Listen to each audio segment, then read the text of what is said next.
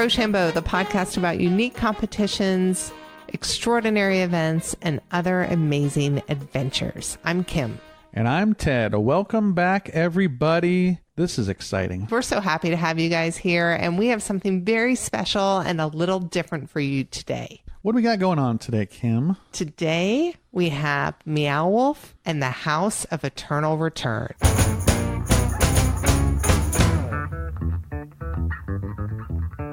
All right, Ted. So if you remember back when we did the sandboarding episode, you and I had both come back in town. Mm-hmm. We both, as it turned out, had experienced sandboarding in one form or another. One form or another, yes. Yep. I was in New Mexico, and part of my trip included time in Santa Fe. Love Santa Fe. To knock something off of my bucket list. Okay. Which was specifically MEOW WOLF's House of Eternal Return. Aha. At the time, I know you hadn't heard anything about it, and words failed me. It is very difficult to describe. Yeah. And it's very difficult to baffle you. Yeah. To steal your words. I'm not that easily baffled, and usually I can keep talking if I am, but I did find myself a little muted when trying to describe what I truly believe was one of the most awesome art installations, complexes, adventures, events I've ever been to. So I reached out to Chris Cloud.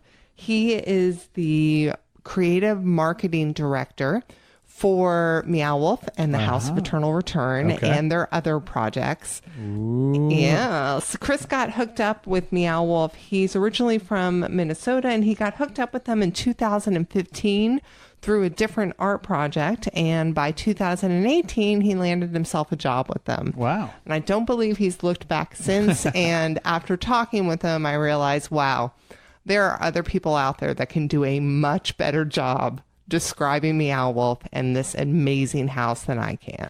My name is Chris Cloud, and I am the marketing creative director for our awesome company. So I get to oversee all of our social media, all of our content we put out into the world, and just really get to be like MEOW WOLF's #1 brand ambassador. Let's talk about the house. I tried to describe it on our podcast after returning from Santa Fe myself and found that words just failed me. How do you describe the house to people who have never heard of MEOW WOLF? Well, that's a great question. The house is unlike anything people have seen before, and you're right. It's impossible to describe or even to make words of how to experience it. It's sort of an interactive experience. If you walk into this former bowling alley and you're like, well, okay, this place, I've heard a lot of things about it. I've maybe seen some pictures. And then you enter into this lobby and it's like, okay, well, this isn't what the pictures I've seen. I don't know where the stuff is at. And you walk down this dark hallway and you see this TV screen. And on the TV screen is agent talking to you and saying the rules. And then all of a sudden you open the door. And then you enter in and you see a 2-story Victorian house. And you're like, what is this all about? And you start to it feels sort of like normal in a way, but then you start to realize that this place is far from normal, you know? And I think that there's this magical moment that our participants have in which you open the front door of the house. And at that point, you kind of see like the staircase and then you see like a living room. But both of those moments, there's an under the staircase like nook you can crawl out of, and then there's a fireplace you can crawl under. So I think that's like this moment where people's minds start to melt or bend, because you start to realize that like this isn't normal. This isn't this is, you know, it's unassuming, but obviously there's these colorful and chaotic portals that take explorers to worlds they've only seen in their wildest dreams. It's amazing. I mean, when you say, well, this isn't normal, I mean, as far as any normal Victorian house that it's inside a bowling alley, you're already in a strange environment, and then you just get this overwhelming feeling of more strangeness. And you mentioned the fireplace and the crawl space. We found a different entrance into the multiverse through the refrigerator. How many ways are there to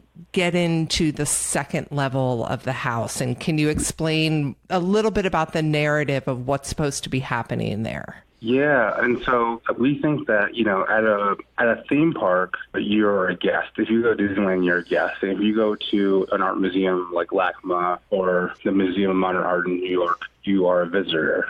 But at MEOW WOLF, you're an active participant, and that's what we call people who come here is participants, because you're participating not only in this experience but also this story. And so I think that for us, we want there to be agency and choice and discovery for all of our participants. So really, the answer to your question is that there's an unlimited amount of ways you can travel through and to around the multiverse. And so I think within the house specifically, there's about, let me count in my head, 1, 2, 3, 4, 5, 6, 7 maybe different portals. Oh, that's so cool. To the multiverse. But there's a simple one where you just walk right straight at the back door, but you also can slide down a dryer or walk through a fridge like you did, or walk under a fireplace, or check under the stairs, or end up through a bookcase, or walk through a closet to a bedroom. So I mean, there's really sort of like all these different ways you can kind of take you out from the house. And ultimately too, as you walk into the space, you don't have to go through the house. I think most people do naturally because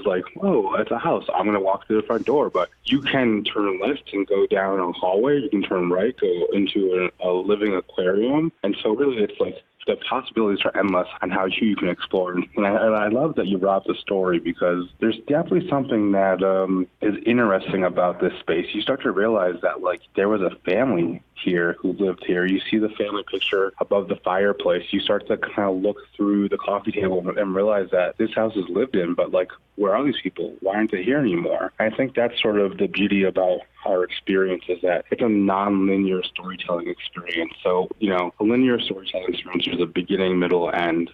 For us, there's none of those. Right. It's also optional. I think that, participants sometimes don't even touch our narrative elements, but once you start to kind of dive in, you realize that there's lots to unravel, and there's lots of layers of the story. And it's kind of interesting too, because the story does start off, in and around the house, but there's parts of the story all over our experience and exhibit, and I think that you start to realize that okay, well, there's these 2 kids, and they have these parents, and there's this uncle who's kind of crazy, and a grandma who used to be a shapeshifter, and this grandpa who was a scientist. I mean, you start to sort of, there's all these kind of clues around our experience that kind of add up. And I think that sometimes participants get sort of frustrated, because I think in a traditional media sense, we're so used to, having an ending. When you sit down and watch a movie, you watch it, you see a beginning, you see this middle, there's a climax, and then there's the end of it. You go home. Right. But for our sort of storytelling is that there's really no end to it. It's an open-ended world. Yeah, and there's a heck of a mystery there, and it's a beautiful narrative. And if I lived in Santa Fe, I don't know if you guys sell season passes, but I swear I would be there once a week to try to dive into the narrative more. But once you actually leave the house and enter the multiverse, that's when your participants are actually seeing all of the art that maybe they've seen occasionally on Instagram and the amazing installations. And then for us, we just got so overwhelmed with that. We kind of forgot about the narrative for a little while and just, went crazy exploring. Yeah. For guests who come there or participants, what's the most common feedback that you get concerning the art in the multiverse? I think most people are generally just excited about it. To kind of give some background, over 135 artists worked on the entire space. And so, we kind of consider there's a few anchor spaces in this multiverse. So there's a forest, which is very collaborative. There's caves, which are very collaborative. And so there's these, multi-layered kind of worlds. And then there's also all these individual rooms. And I think that's the beauty of the space too, is that you'll start to kind of turn the corner and then you realize that, oh, there's a door here, and that door takes you to a new space. But then from there, there's 2 other doors you can go to. And then from there, that takes you to another world. So it's just when you feel you've seen it all, you realize you have it. And I think that there's a space that I know for a fact that most people don't see, even though it's kind of hiding in plain sight.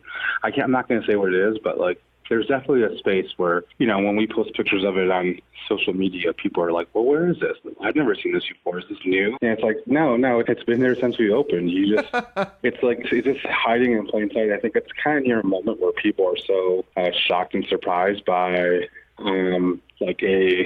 mastodon that they don't realize that there's kind of portal somewhere near there. So yeah, there's so much going on and so many choices to be made. And as you mentioned, it's anything but linear. So as you're walking through, you have options to go left, to go right, to go straight forward. And every time my friend Diane and I made a move, we were like, oh, but are we missing a room over there? Well, we'll just follow this path and get back to it. And sometimes we couldn't find our way back. It just goes on and on and on. It's amazing. One of the things that really surprised us was as we were exploring, at one point, you go through the hallway with all of the televisions on either side, and you walk into what is basically a full-fledged music venue. How long has the music venue been incorporated into the house? Yeah, since day zero. So Neat. Our first musical guest was Amanda Palmer. I think our second one was Coco Rosie. So It's always been the intention.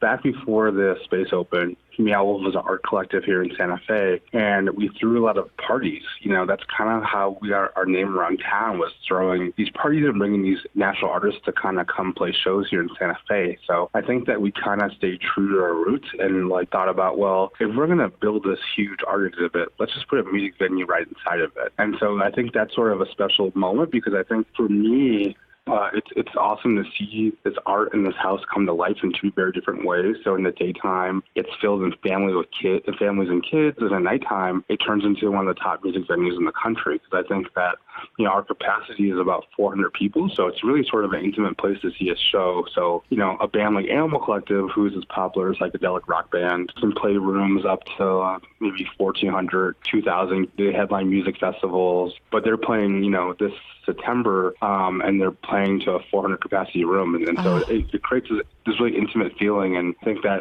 it's a magical place. And I think that for a lot of artists who come through, we automatically kind of jump to their top 5 venues they've ever played of all time. So I bet.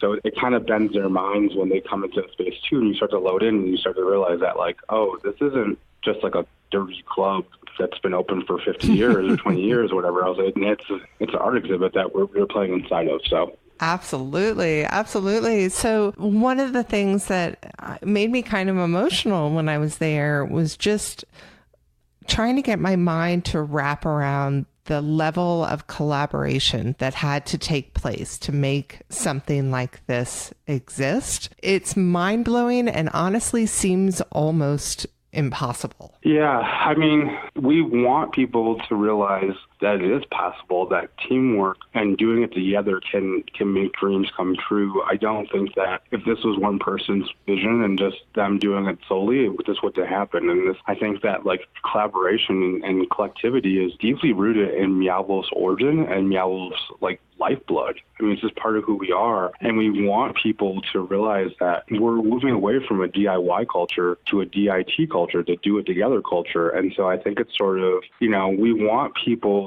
to feel inspired and walk away with this feeling that my dreams can come real. And it's sort of your dreams both I never thought I could be walking through an aquarium, but I actually can work on a really big art project. And really, I mean, a big thing for us too is that artists in capitalism sometimes get dirty looks. It's I make art, but I don't want to make money off it. But no, artists should get paid. Absolutely. Artists should not be ashamed of asking for what they're worth. And so I think that hopefully some of our art and business aspires other artists too, to sort of say, you know what, I'm going to make art and I'm going to charge money for what my art is worth. Absolutely. And speaking of money, it's obvious a lot went into making the house a reality. And I know you guys have a very famous financier. Can you talk a little bit about how MEOW WOLF hooked up with Mr. Martin? Mr. Martin, I think I've heard of him before. He does some type of show with dragons and stuff like that. Whatever. Some people like it. It might have been one of the most watched TV shows on that home box office network that people talk about. Yeah, so, one cool thing about Santa Fe is a magical place. I mean, it's really, they call New Mexico land of enchantment, and there's a reason why. I mean, it's just the mountains, the fresh air, the art, the culture, the people. And so a longtime resident of Santa Fe was George R. R. Martin, who is the author of Game of Thrones and the founder of Game of Thrones. And so, in 2014, 2015, the collective was kind of wondering, well, who can help pay for this space. If we want to open a permanent storytelling space, who's the person that we can ask for? And so Vince Cadleback, who is our CEO, had once worked in marketing with George R. R. Martin at his movie theater, the John Cocteau Cinema in Santa Fe. So Vince, had the guts to call up George and approach him and say, hey, we want you to buy a bowling alley. And famously, George's response is like, "What? I don't like bowling. Like, I've only bowled a few times in my life. Like, why did I do that?" And so Vince gives a pitch about how we want to open this immersive storytelling world that has this sci-fi related story, and was really pushing all of his buttons. And so George was one of our first backers and believers in us, and he's a long-time supporter. And we're excited to say now is that he's come on as our chief world builder. Oh, wow. Yeah.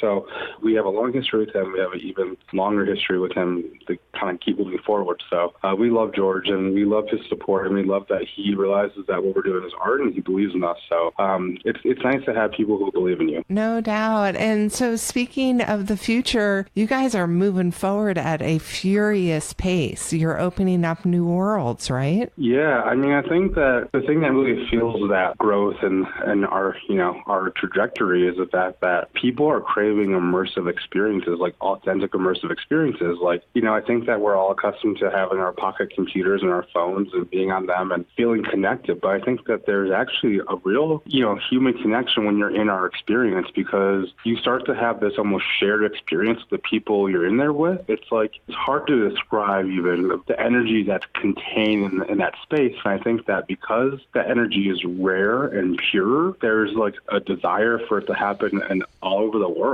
So we see people almost every single day on social media who say, bring it to Birmingham, Alabama, bring it to Australia, bring it to Berlin, bring it to London, bring it to Chicago, bring it to Portland. The list goes on of the cities that, who crave that. And I think that it's also been sort of like a stimulus for cities. I think that, we bring about 500,000 people to Santa Fe each year. And so if I was a city, I would definitely want to, right. Have a MEOW WOLF there. And so, we're thinking strategically about when we're going to open, where we're going to open next. Our next location is going to open in Las Vegas early in 2020.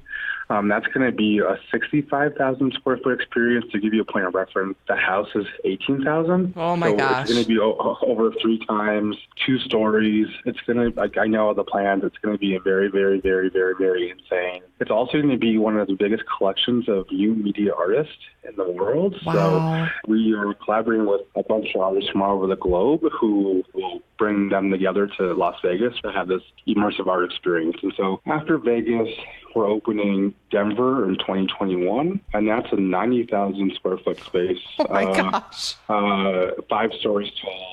It's being built right now by Mile High Stadium in Denver. And then after that, we're opening a 75,000 square foot space in Washington, D.C., in the Fort Todd neighborhood, so in D.C. proper, which we're really happy about. And we have a really good partner there, the Catholic Foundation, so they're great to work with. And then in 2024, we're opening a location in Phoenix that will also include a 400-bedroom hotel. What? Yeah. That's amazing. Yeah. And that's what we have announced. More to come. Oh my gosh. Well, that is plenty to look forward to. I believe in you guys with my full heart, as I know thousands and thousands of people do. You've created something so incredibly special. I spent a little time about a month ago, I guess, and watched the documentary that you guys put out about the background of how you came to be. And even if I don't know why, but even if someone didn't like art, it's an incredible documentary. It's just an incredible story about challenges overcome and people working together. I honestly wasn't quite sure the best way to go about watching it. I ended up streaming it from MEOW WOLF's website. What are the options for people if they want to see it? Yeah, that's a good question. So to kind of give you background, we made a documentary about our origin story called MEOW Origin Story. We premiered it in 2018 at the South by Southwest Film Festival. And then we did a couple other film festivals last year. And then last November, we screened the film in 600 theaters across the country, everywhere from Maine to Alaska and everywhere in between. And then right afterwards, we put it on our website. But luckily now it's available even more places. It's available on iTunes, Amazon Prime Video, Roku, Vudu, PlayStation, Xbox. So it's available wherever people can stream or buy movies. And then coincidentally, it's also available on airlines now. So on Delta Airlines, United Airlines, and Alaskan Airlines too, Alaska Airlines. So very exciting. It's a wonderful, wonderful documentary, and you guys are doing amazing work. We want to champion otherness. We want to champion weirdness. We have a DIY fund in which we have DIY spaces from across the country apply for funding. And so our average award is about $1,000. But when you have a DIY space or DIT project, do-it-together project, $1,000 can go a long way. So I'm just really happy about the fact that, we provide an opportunity for other do-it-together collectives to sort of bolster their efforts and the art and creativity into the world. That's great. And if someone wanted to learn more about those opportunities, how do they connect with you? Yep, it's meowwolf.com/DIY, but also meowwolf.com has a lot of information about all of our projects and what we do. So wonderful. And I really appreciate you taking the time to chat with me, Chris. Yeah, especially when it comes to storytellers like you. We are on the verge of a creative revolution and a creative economy, and I think that for us, we want to be able to connect with creators worldwide. So it's our pleasure to be able to speak to you today.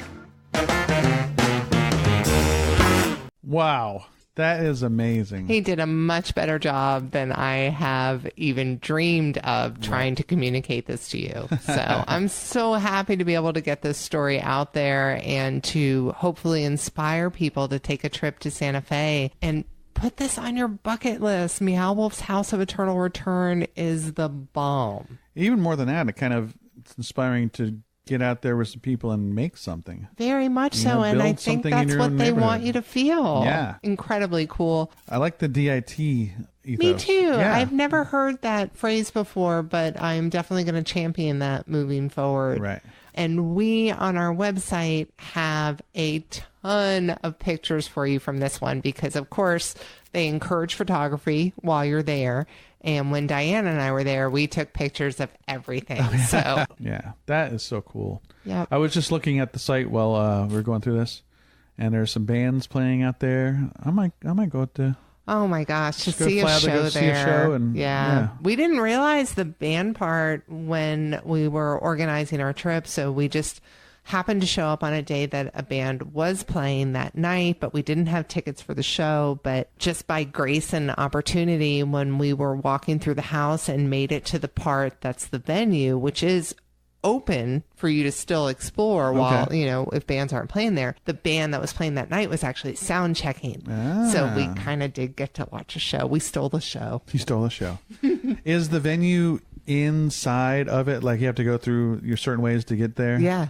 Wow. Yeah. And you can lose track of how to get there pretty easily. Yeah. It's amazing. That's cool. Do the participants dress up? Or was there any fancy dress in the people? No fancy dress. No costuming in this one. People are just wearing their regular street clothes. The only people that are in costumes so you walk into the house, right? And through the house, through the refrigerator for me or washing machine or however you get to that second level, which is where all the art exhibits are. But when you're in the actual house, there's a couple people that work for Meow Wolf that are in there, and they're all dressed in lab coats. Ah. And they're to kind of encourage you, if you're not that much of an explorer, to be why don't you open that drawer over there? Okay. Kind of guides in a way. Yeah. Just a couple people to make sure people get to the actual holy moly of it all. Right.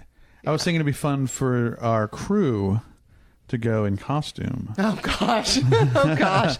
There is so much going on there that having a seizure would not surprise me. Right. They do not need our optical illusion crew to add to the seizure building factor. Right. No, we could have a little parade outside. We could do our own, add our own little bit to it. That's amazing. Let's go. I'm ready to go. Right on. So that, friends, is Meow Wolf's House of Eternal Return, and also a little bit of focus on the Meow Wolf Collective.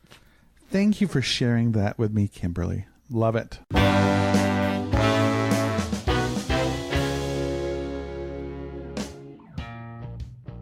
Ted, can we talk about what's going on this weekend? Can we ever?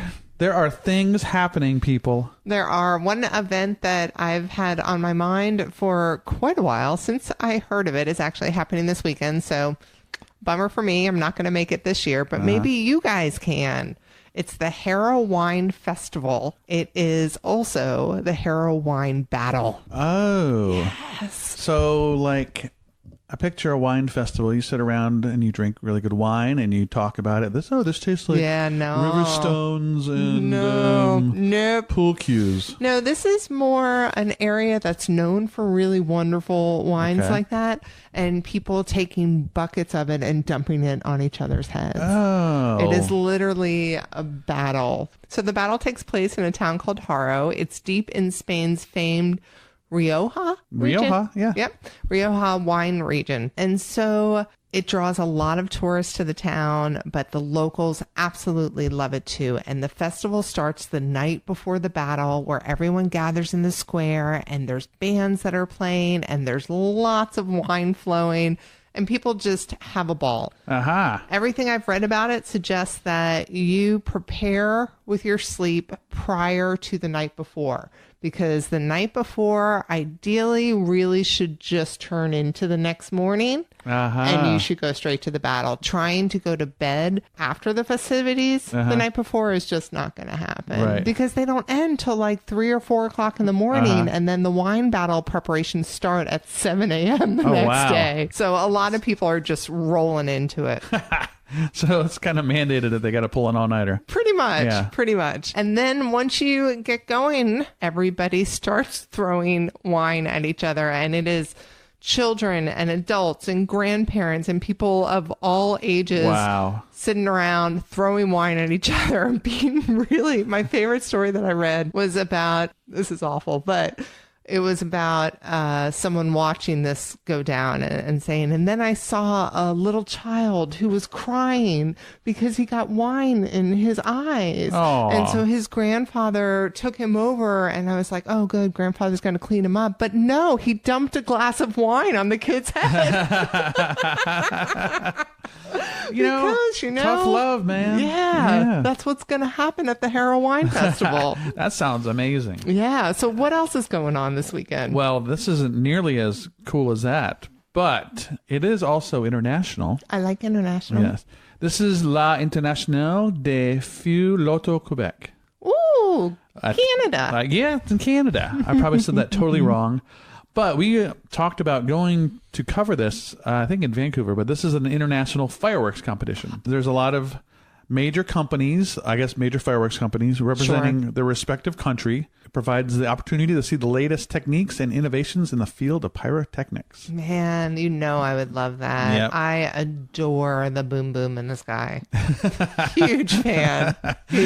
You're like a boom boom. Yes, I do. Yeah. There was this one time we went to the beach for the 4th of July to a small beach town near us on the Gulf Coast. And we had spent the day out on the beach, and we knew that night, very close to where we had hung out during the day, the fireworks were going to take place. So we're like, let's just leave our chairs out. We went inside, we took a nap, we came back out for the fireworks, and in front of the place we were staying, there was police tape that was roping off an area, and our chairs were nowhere to be found. Oh. So we looked to the edges of the police tape, and our chairs were like right up against it. And so we talked to a police officer and we said, hey, our chairs are right on the other side of this police tape. What's going on? And they were like, well, we had to tape off this area because this is where the fireworks are coming from. But you can keep your chairs right there.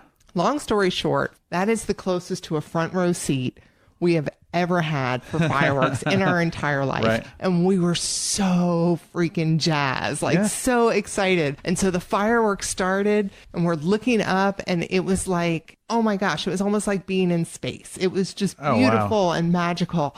And then the ash started coming down. And we were so close that we were covered in it. And everyone around us just started fleeing. And I liked watching it that close so much that Sean and I we we put on hats and we put on our sunglasses and we just stayed right there and we watched all the boom boom right in front of us. And it was magical, but I never want to be that close again. Wow, that's amazing. Yeah, it was a one-time thing. Right. This is pretty cool. It goes on for like almost a month.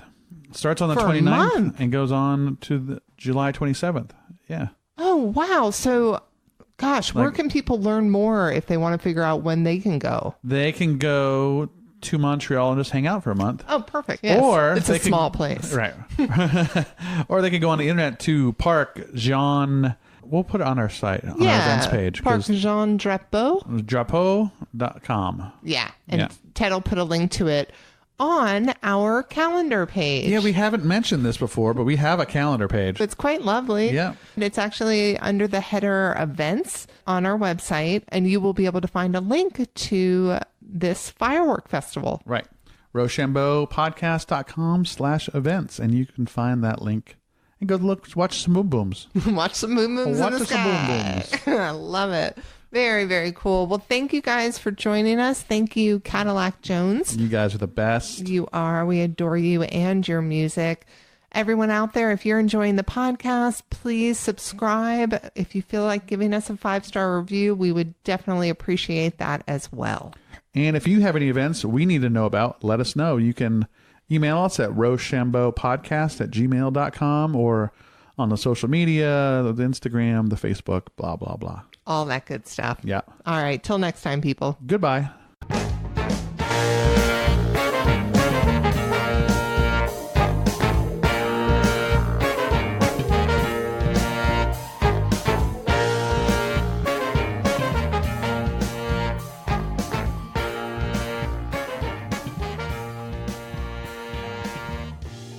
Hello, hello. Hi, Kim. How are you? Good to see you today. You look great.